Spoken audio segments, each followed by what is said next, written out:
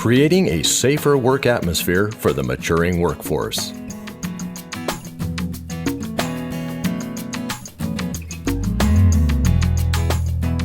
Today's workforce is changing some and getting a little grayer. For various reasons, later life workers are choosing to continue to work. It is a myth that older workers are injured more often than younger workers. The experience that the seasoned worker brings is an understanding of what might happen and knowing the limitations they may have.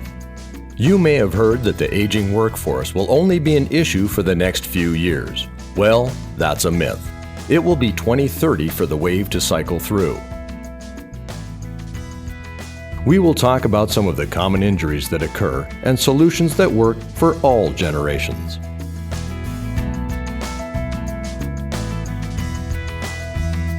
An overexertion injury occurs when a person works beyond his or her physical capacity, or more specifically, when the physical forces required to perform a task exceed the tolerances of the body's soft tissues. Such factors as poor physical condition, aging, and its related loss of body flexibility, and obesity affect these tolerances. Overexertion injuries generally fall into two categories: sprains, stretching or tearing ligaments, and strains, stretching or tearing tendons or muscles. We often hear that I was moving too quickly to perform a task, or I was in an awkward position. One way we overexert is when we are pushing or pulling. Pushing is a more natural way of working versus pulling, which will more likely lead you towards a strain. Pushing uses the larger leg muscles, aligns the body in a normal way of functioning, and is a much easier way of working. When pulling, you twist at the waist and cause lower back strain. You take your body out of its regular position. Sometimes the only option is to pull, but do so sparingly and switch back to pushing as soon as you can. By pushing, you will find that you also have more control of the cart and facing the inventory to make sure it remains on the cart, as well as giving you the ability to react easily to possible changes. We lose strength and endurance over time. By using tools to assist your lifting, it will reduce your chance of sprains and strains. Lower the physical effort by using tools or design of workspace to bring the product as close to waist height as possible. If you find you have to lift from the floor, first assess the load, check footing, bend at the knees and hug the load. Keep your back straight. Avoid twisting at the waist. Move your feet. Avoid heavy loads. Break down and carry smaller quantities, and get help with heavy loads. It's just mostly common sense. You make it as easy as possible, and if it gets difficult, you find a way to make it easier, and that's usually getting help. Plan your lift by checking the weight, knowing the path and making sure it's clear, and knowing what kind of surface you'll be walking on. Try to use the best body mechanics you can, and if there's a safer method, use it instead. The cost of the tool will often greatly be offset by greater productivity and lower accident costs. Falls are a common injury for all workers. Each circumstance is different, often with many contributing factors. Falls typically occur from a trip or slip and can happen at ground level or from heights. Tripping can happen when there's a change in surface, but mainly because there's an obstacle in the way. To prevent tripping, focus on the surface in which you're walking. You can also point your feet slightly outward to keep your center of balance underneath you. When carrying objects, make sure that you can see where you are going and that the load remains balanced while you're in motion. Slipping is caused when there's not enough friction between the surface and your shoe. Keep the walkways ready for use at all times. Water, ice, oils, or other liquids need to be attended to quickly. Even a small amount of water can create a slip, putting you off balance and leading to a fall. Wearing high traction footwear that works best for the conditions you will be in will decrease your chances of slipping. Stairs are another area where falls can occur. Stairs should be well lit and treads edged with non-skid strips, preferably in a bright color. Use railings or other stable objects when available. Most falls from a ladder can happen when you are less than 10 feet off the ground. Before climbing a ladder, inspect it to make sure it's in good condition. Always set up the ladder properly so it will not move or slide when you're using it. Check that the ladder is tall enough for the task so that you're not overreaching. Remember to use the belt buckle rule. Stay centered and don't let your belt buckle go past either side rail. Use a ladder with a handrail to help maintain your balance while climbing. Most ladder falls occur on the trip back down. You think you're at the bottom, but you're not quite there yet. Before letting go of the handrail, make sure that both feet are on the ground. Preventing falls has a lot to do with your balance and maintaining it as you work throughout the day.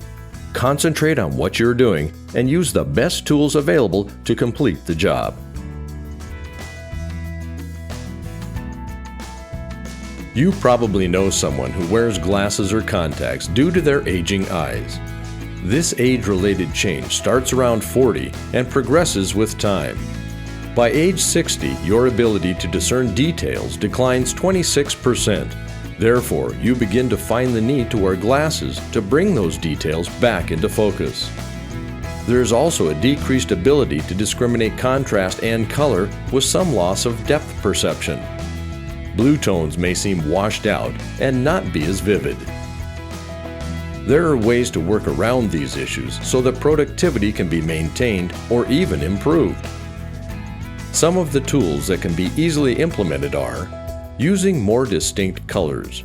Dark background with light text, or the opposite, will help create the color contrast needed to allow the user to better see. Using larger signage and print, and reducing the clutter on signage.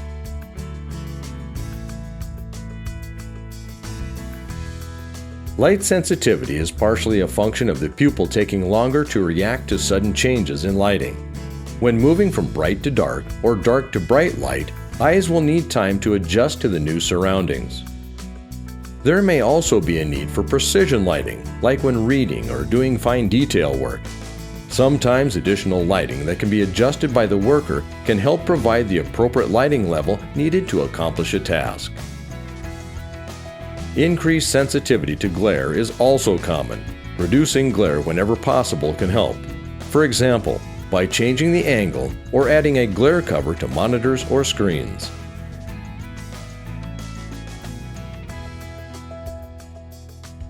Adding color contrast improves the ability to better see a gauge, label, or sign.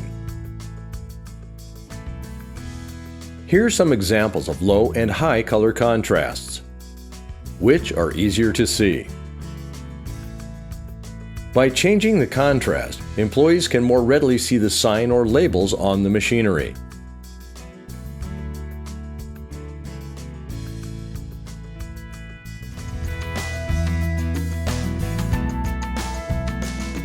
With the workforce changing, we need to be looking at ways to improve the health and well-being of its workers and how to encourage them to pay closer attention to their well-being.